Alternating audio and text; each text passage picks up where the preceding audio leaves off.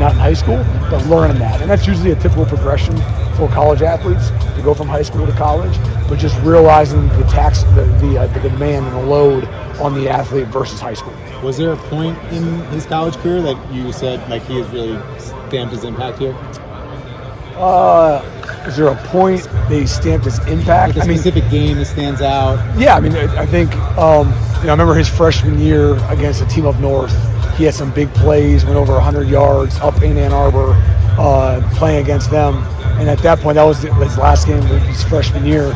You knew it was coming. And frankly, across practice and games, there's always flashes, right? It's always the ability was there. It was just in how often was he going to let it show up. And as he progressed, like any athlete, and got better and better and better and better, it just showed up consistently to the point where that's all you saw.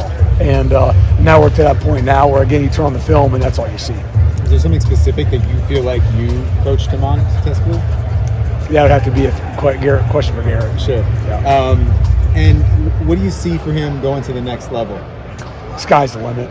I mean, at this point now, you know you're going to be going to the NFL, just like almost any athlete, not just Garrett. It's okay, you're in. How long do you stay? Like, you have a really good routine. How do you add to your routine, right? I mean, you add to your game. Okay, you have a great game. How do you add to your game, right? How do you keep growing? And I think the sky's the limit for him. His ability is off the charts. His personality, his ability to learn, his ability to develop is off the charts. So whatever he wants to reach, whatever he wants to become, he can become. He's an awesome individual, awesome football player, and I just hope he comes back every offseason to get some work so I can learn from him in a year's time. Have you told him anything man to man about, like, you know, professionally on the next level from your experience, what to expect, anything like that? Yeah, we talk about it all the time. I mean, in our room, he'd probably tell you that anywhere from, financial to, family life to demands to off-season schedules. We have a lot of conversations in our room about more than just football. I believe that all those things attribute to football success. So if you have those things right, football is just a byproduct of your success because of your off-the-field stuff. So we talk about it a lot. I don't know if there's one topic that has resonated with him more than others. Probably be a good question to ask him. But we spend a lot of time on the mental approach to things, both life, being kind to others, but also football.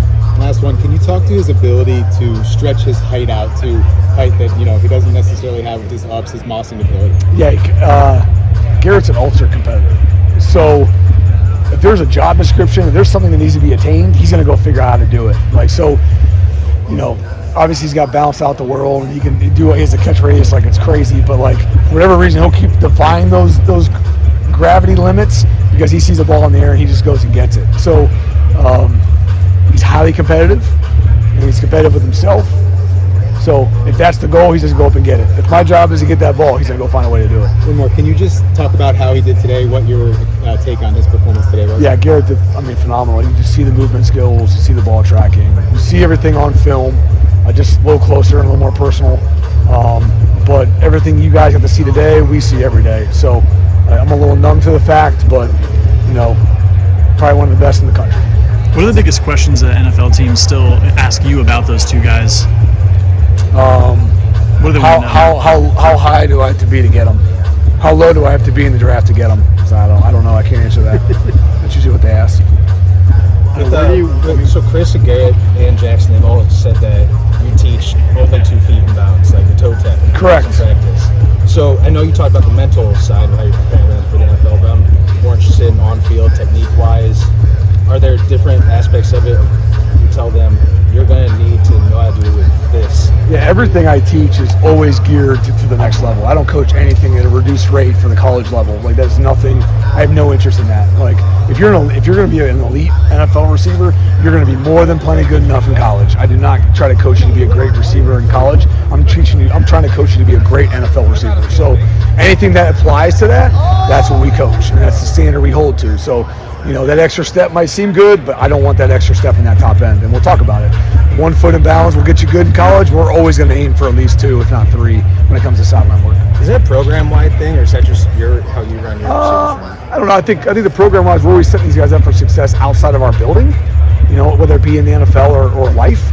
But, I'm just talking about my philosophy, or our philosophy in the receiver room. That's our philosophy. That's our approach. How much of that is a pitch on the recruiting trail when you're talking? I'm not a recruit. You got to ask one of those guys. I Yeah, woke you guys up good? just Chris. Just what did he show today? I woke up. You were talking about Garrett. I missed Chris. What were your thoughts about Chris today, and what does he bring? I guess. Oh, Chris was elite, as always. Seen him for 4 years. And again, like Garrett, I mean, everything we saw today, we see every day. So I appreciate everyone else being able to see it, close and personal. But these guys just do what they do. And it's always a pleasure to experience. You played, I think, 9 years NFL. Is it in your mind, and this is a stupid question, both these guys, if they take somebody in the first round, they want somebody who's going to play as long as you did in the NFL. Do you feel these guys have what it takes to have that staying power to play that long? Yeah, they could play as long as they want. I think it always comes down to the intangibles on length of career. It's not ability. But yeah, I guess I agree with you. If you take a guy in earlier rounds, you want him to be a long-time player, right? So they carry all of those characteristics, to be those kind of players. Those guys ever surprise you anymore with anything they do? I don't know. I don't know if they can surprise me anymore. I think it's not necessarily a surprise as it is just a pleasure to continue to watch them grow. And then you get to a point where the growth is so minuscule, but it's still there, and it's just awesome to see. Yeah. Chris and Garrett were both talking about how since the end of the regular season, it's been kind of stressful for them to kind of transition from Ohio State offseason stuff to NFL preparation. Okay. Have you shared with any advice with them, just how to deal with this stressful point in their life? Just to take a deep breath, just to understand that they're definitely now the CEO of their own brand, and just take a deep breath. And it's okay, do things the right way. Right and wrong. No, they're smart guys. They've been around our program and have great parents and great support systems. They know what it looks like. And if anything, it's probably a little harder because there's nobody controlling their time. They have their own time now. So from a schedule standpoint, it comes down to them doing it on their own. Good deal.